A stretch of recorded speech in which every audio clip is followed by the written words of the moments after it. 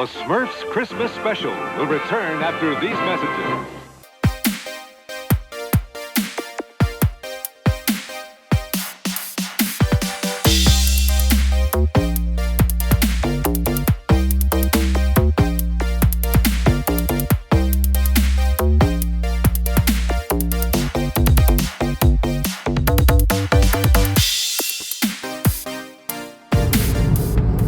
So you know why the drivers in West Virginia are so good? Because everywhere else in the country, it's the drivers versus each other. And in West Virginia, it's the drivers versus the road.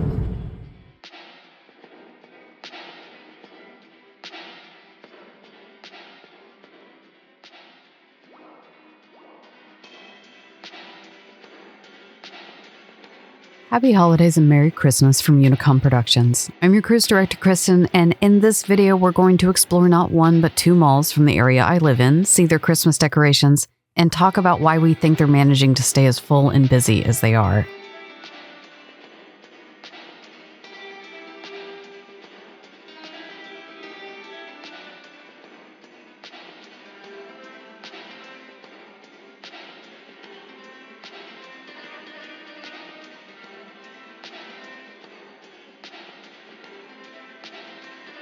The first of these two malls is Huntington Mall, which is technically in Ona, West Virginia, outside Huntington. I filmed this mall twice during mall walker hours, so this is before the mall is open, but rest assured this mall is very, very well occupied, and as you can see, fully decorated.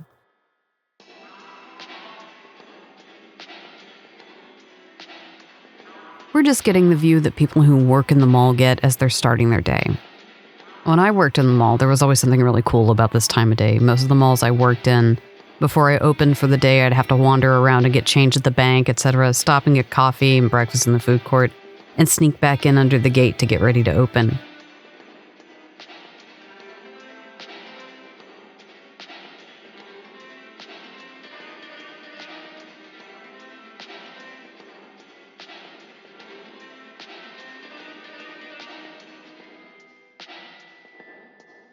This has been a video 2 years in the making. I filmed the Huntington Mall in December 2022 when I first got my new camera, and then I also filmed Ashland Town Center last year. Now you finally get to see this footage in addition to some new footage I shot just last weekend.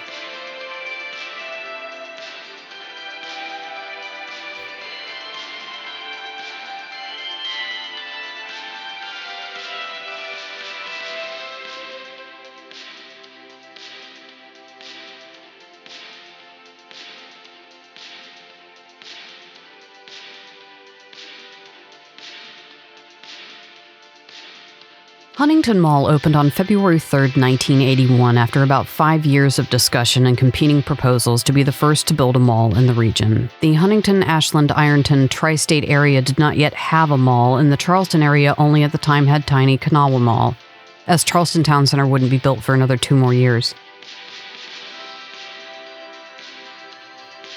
It had been noted in market studies that a lot of people in this area were driving to Lexington, Kentucky to shop at their malls and would shop at something closer to home.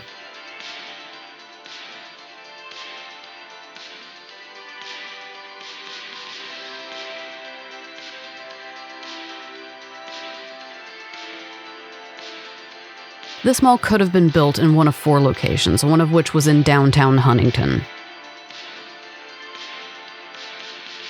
The other 2 basically would have been on the 2 exits preceding this one on I-64 between here and the state line to go to Ohio. The best I can tell, one of those approximate locations is now the site of a car dealership and an Amazon customer service center, and the other is a large medical facility off US 60.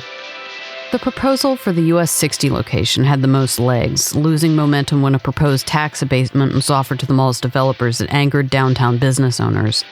While the abatement held up in court, it delayed things just long enough for the secured anchors to get cold feet.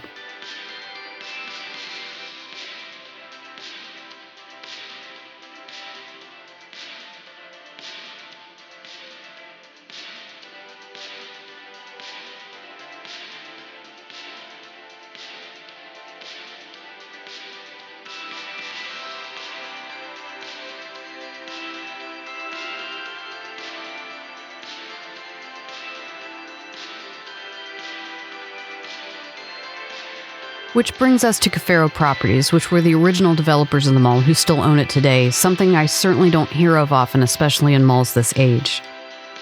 Cafaro are not necessarily a big name nationwide, but they are pretty prolific within the region, owning malls like the Ohio Valley Mall and Kentucky Oaks Mall, as well as a few sprinkled nationally. They own a mix of open air and enclosed malls. Look, it's hard out there for a mall owner in 2024, especially when your name isn't Simon and your mall doesn't have an Apple store and a Coach in it. So I'm not saying their malls are all thriving, but I am saying the percentage that are doing well is much better than a lot of their competitors, and the fact they're smaller means they can give their properties more individual attention.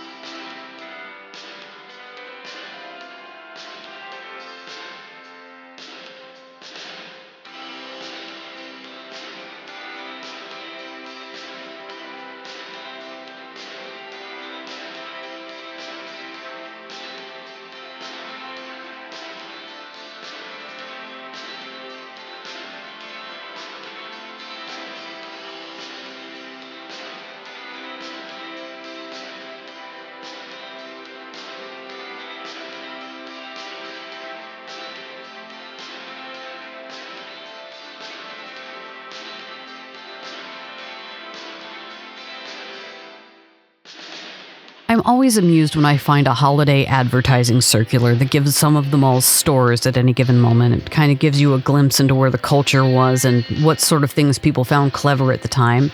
While I was a little disappointed to have not found any old maps of this mall, I did find the following stores that made me chuckle. A family hair salon called Your Father's Mustache, a greeting card and tchotchke shop called The Card Cage, and a bakery cafe called Coffee, Tea, and Thee.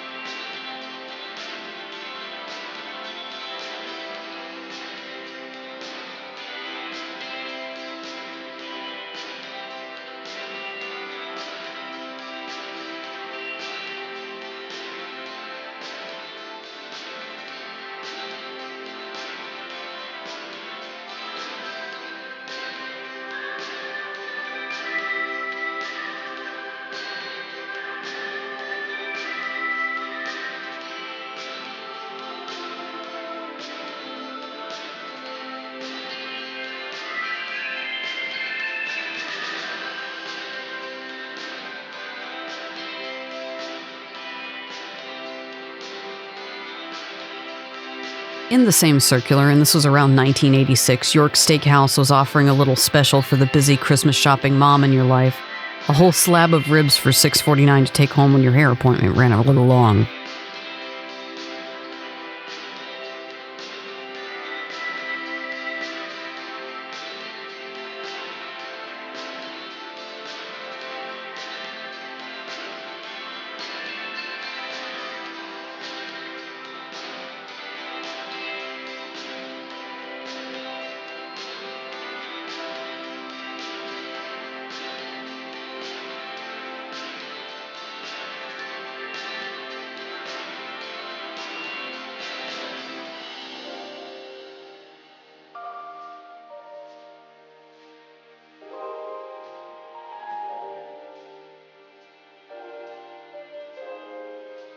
Back when the mall opened, it was anchored by JCPenney, who are still there in their original space, Lazarus, which is now a Macy's since their 2006 merger, but could also be considered an original tenant, as well as Sears and Stone & Thomas.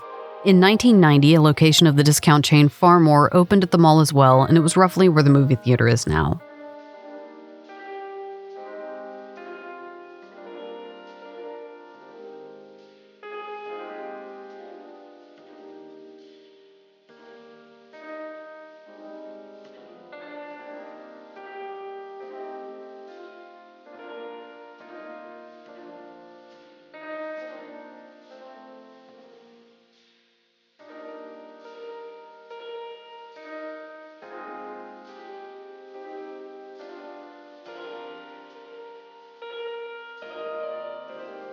Sears closed at the Huntington Mall in October 2019, so it was among the last group of Sears locations to close. It has remained vacant, but is in the process of being converted into a trade school being operated by the county school district, which is actually looking really cool.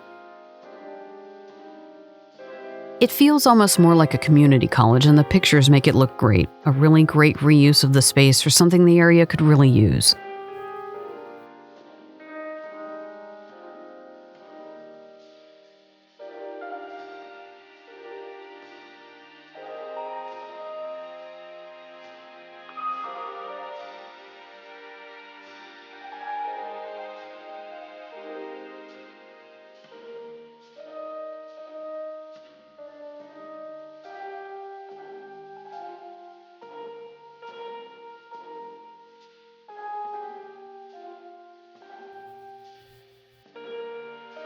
Stone & Thomas was a regional chain based in Charleston, West Virginia, that was purchased by the Dayton-based department store Elder Beerman in 1998.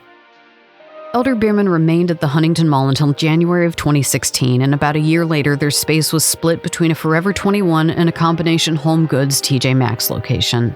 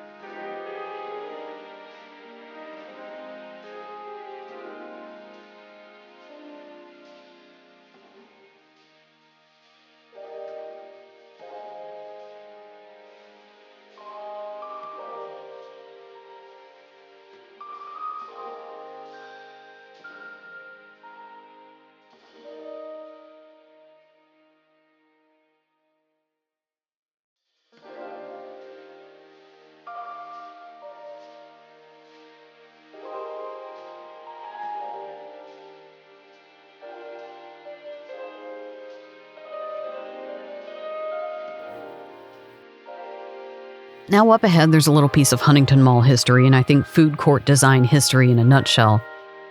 But to understand what they serve, you have to be aware of a little delicacy called the West Virginia pepperoni roll, which is a sort of sweet yeast roll with pepperoni and a little cheese inside that you can get at any gas station in West Virginia. They're the state food. I don't really care for them, if I'm being honest, but I appreciate the history and the heritage of it being a portable, cheap food that stood the test of time. Up ahead is a tenant, original to the mall, called the Big Loafer, and what they serve is what I can only describe as next-level final boss evolution of the pepperoni roll, in which they bake meatloaf inside a loaf of bread. They must be incredible. They smell great when I've walked by, and this food court space is just great. It's like the whole rest of the mall has been remodeled around it, and this place is just doing its thing. And really, Huntington Mall, for going on 40 plus years now, has just been doing its thing. And honestly, you can come here and shop like it's 1999. It's really just an incredible anomaly. This is where I actually go to shop. Quite a bit, actually.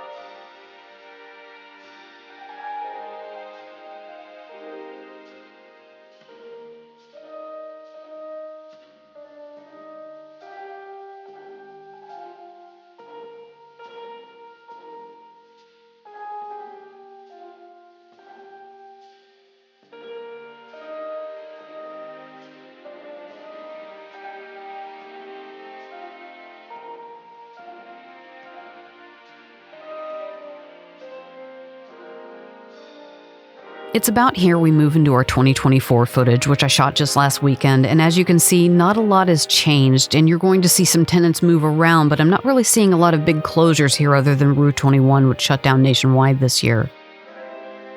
But we have one kind of big addition.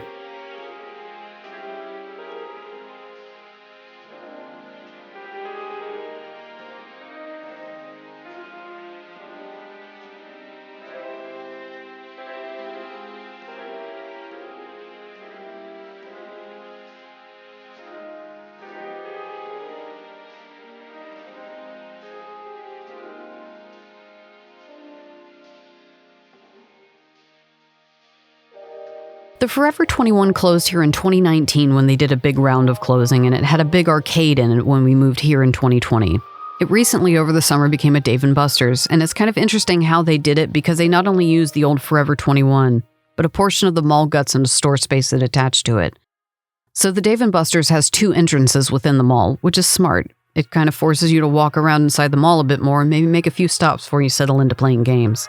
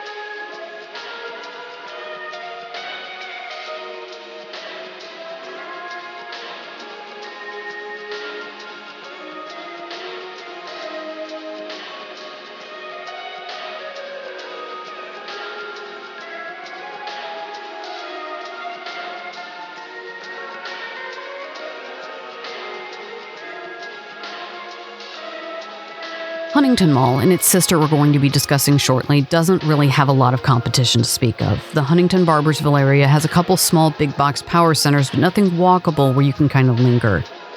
This is sort of it other than a block or two of downtown. Because of that, people actually still like to hang out here. They've got a movie theater, only one of 2 within a 45-minute drive, and now they've got a Dave & Buster's, which is kind of a big deal, especially when you consider most malls that are still doing well have entertainment options. I want to call attention to the space here because you're going to see them again in the next mall up ahead. This is a new location for them, Superhero Creamery, which, as the name suggests, they're a comic book / memorabilia store that's also a Sunday shop. This just opened recently, and I'm really happy to see a local business doing well enough to expand to a second location.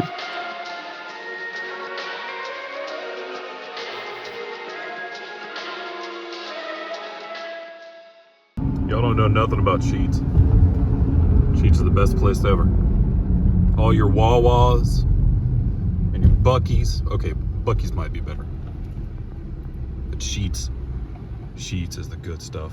Royal Farms, Casey's, we're coming for you. Hey, quick question. How much maple syrup do you think I would have to drink before I can feel my blood? Why? Because why not? This is not the kind of questions that people need to hear from me. I am not an expert on Inquiring minds want to know. I know nothing about maple syrup. Ask the Canadians.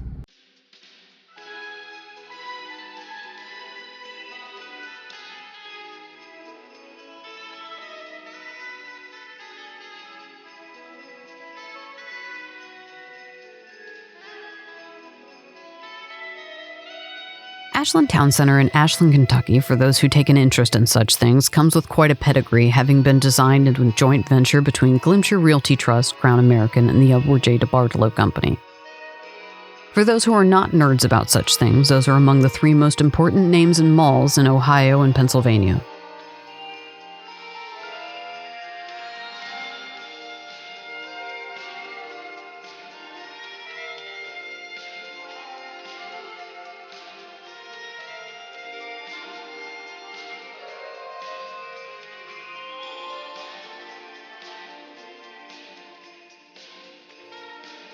Ashland Town Center opened in 1989, mere months before a second mall, then known as Cedar Knoll Galleria, opened on the other end of the Ashland Metro, and it could have been anyone's game.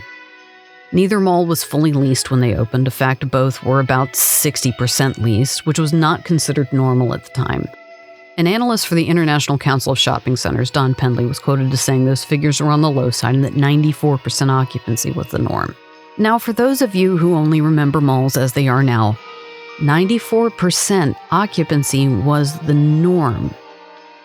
No wonder we kept building them, and 1989 was in the middle of the feeding frenzy for building malls. Ashland began 1989 with no mall and ended it with 2.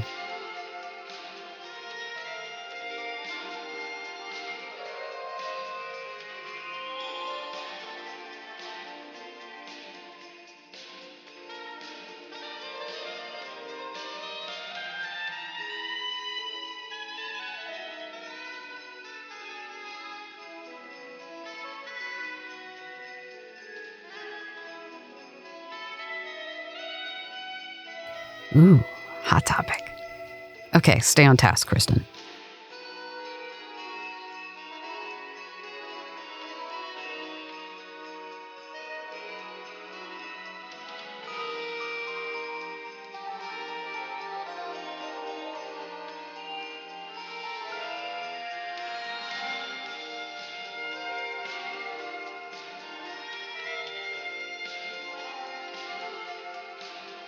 Ashland Town Center and Cedar Knoll Gallery were both 60% leased, and another analyst, Terry Diedrich, said that if they were not 80% leased by Christmas 1990, they were in trouble. Most people who studied such things at the time felt there was a market for 1 million square feet of enclosed retail east of Lexington.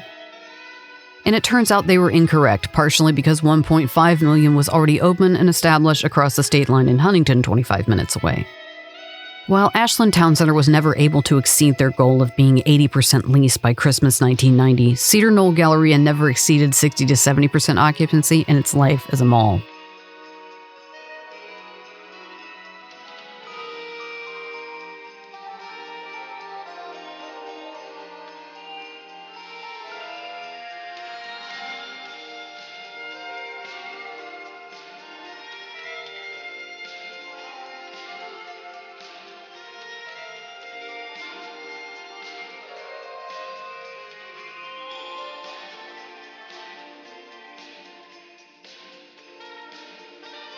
When it opened, Ashland Town Center was anchored by JCPenney, Walmart, and a Hess's, which was owned by one of the mall's developers, Crown American.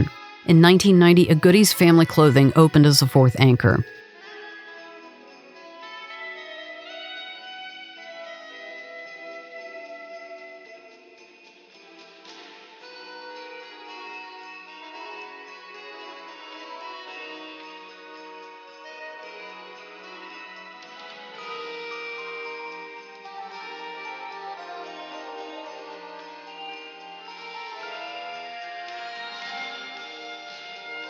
Now, if you'd like to know what happened to Ashland's other mall, I covered that one a couple years ago. It went on to be renamed Kiowa Tri-State Mall, and in the years since I filmed there, it has become an enclosed entertainment district called Camp Landing that features a movie theater, a casino, and an indoor amusement park. And maybe I will make a video there soon. I think it's time, and since I already have your attention about this area, maybe I need to give you more of what you came here for.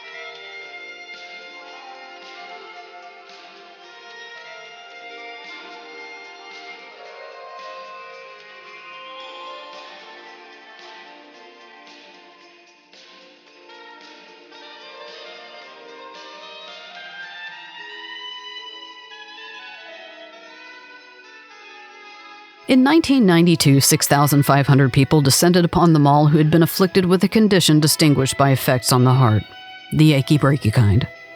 The Lexington Herald-Leader declared Ashland to have come down with the Cyrus virus, and in 1992 that meant Billy Ray and not Miley.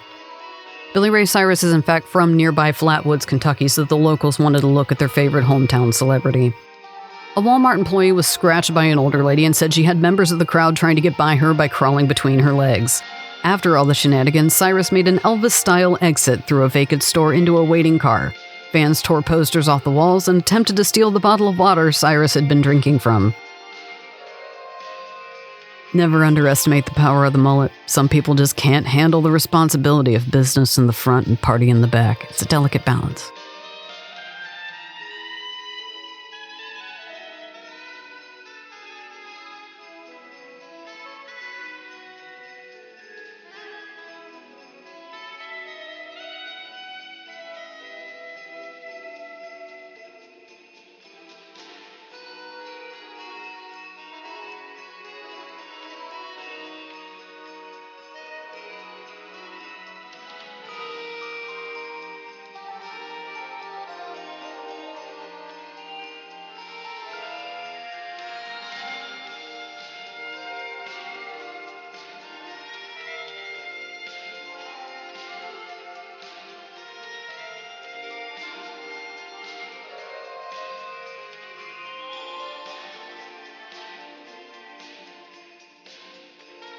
In 1993, Hess's exited this market and sold their space to profits. In 2005, Walmart pulled out of the mall and moved to a nearby center that overlooks the mall property. The Walmart space was demolished in favor of a newly built space for JCPenney to move into in 2008. The JCPenney location was special as it was a limited design intended to be a prototype for future store expansions, and I gotta say, it's nice. I had a really small wedding and bought my wedding dress at this JCPenney, and the difference between this location and the one at Huntington Mall is night and day. The Huntington Mall location is basically original to 1981 as far as the way it's set up, and they've kind of got more merchandise than they've got room for. The JCPenney in Ashland is actually really nice for a JCPenney.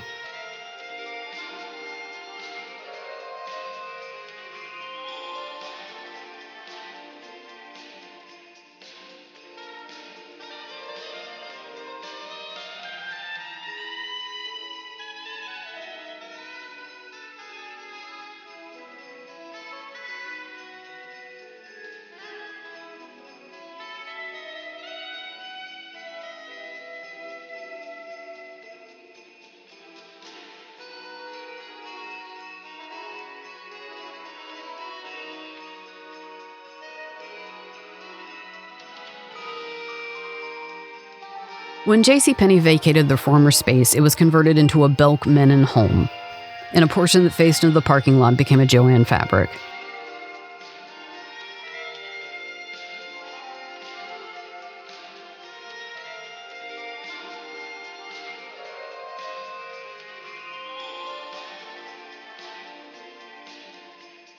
When Goodies closed in 2009, TJ Maxx took over their space. Ashland Town Center remodeled their food court in 2008 as well to accommodate the new JCPenney anchor space and added a few more inline tenants. The most recent addition is an Olive Garden that's actually in the mall that opens into the corridor.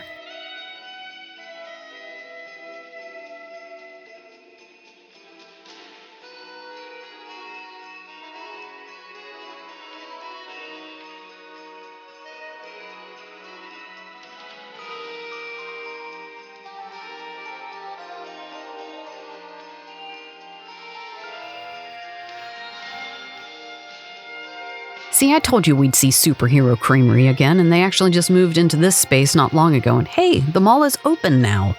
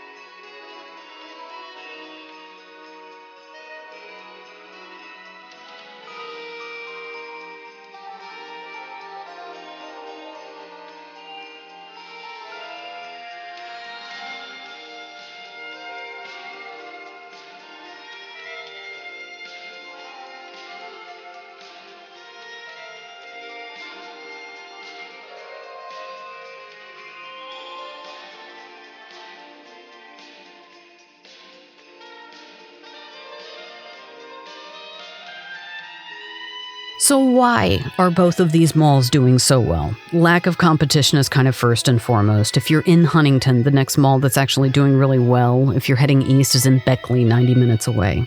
Lexington is the next city with a mall if you're heading west from Ashland. And there were a lot of small format JCPenney stores and strip centers around the eastern half of Kentucky, in cities like Mount Sterling and Maysville that closed in the last 5 years. People's is another department store that was operating in smaller cities and towns that closed entirely in 2020 after converting to Gordman's. So even if some of these places had a few places to shop in town, don't anymore, and this is a recent occurrence.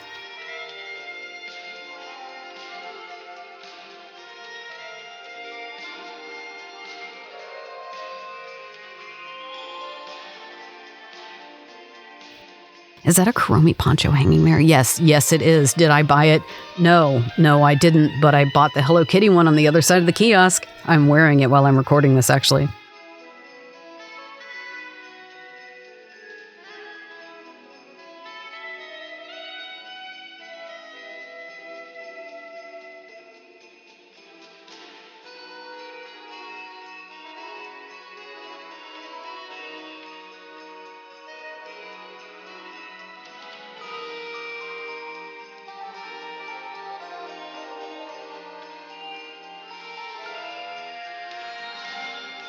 know online shopping becomes easier all the time, but what do you do when you get a call that you've got to leave to go to a funeral or have a job interview and need something one step dressier that you can get at Walmart faster than Amazon can get it there? You need somewhere to get that kind of thing. And Ashland or Huntington are the closest place to do that for a huge area. I think people still like browsing for Christmas presents as long as the mall has lots of choices. I think that's demonstrated here.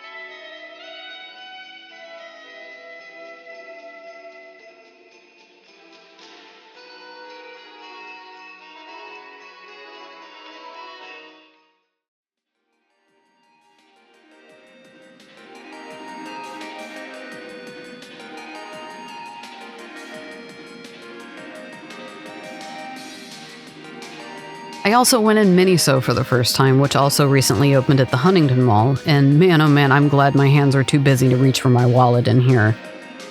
I think I might be out of room on my desk for tchotchkes though. So much cute stuff. So much cute stuff.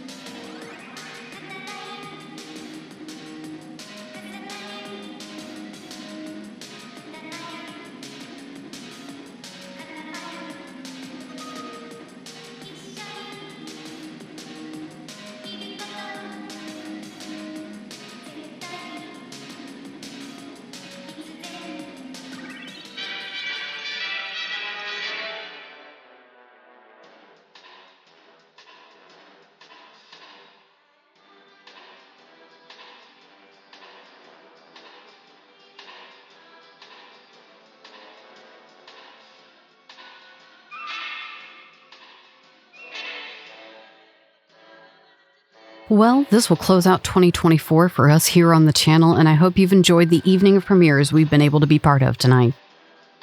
Once again, please have a safe holiday season full of peace and joy, and we will see you in 2025. This is Unicom Productions, and I'm your cruise director, Kristen. Good night.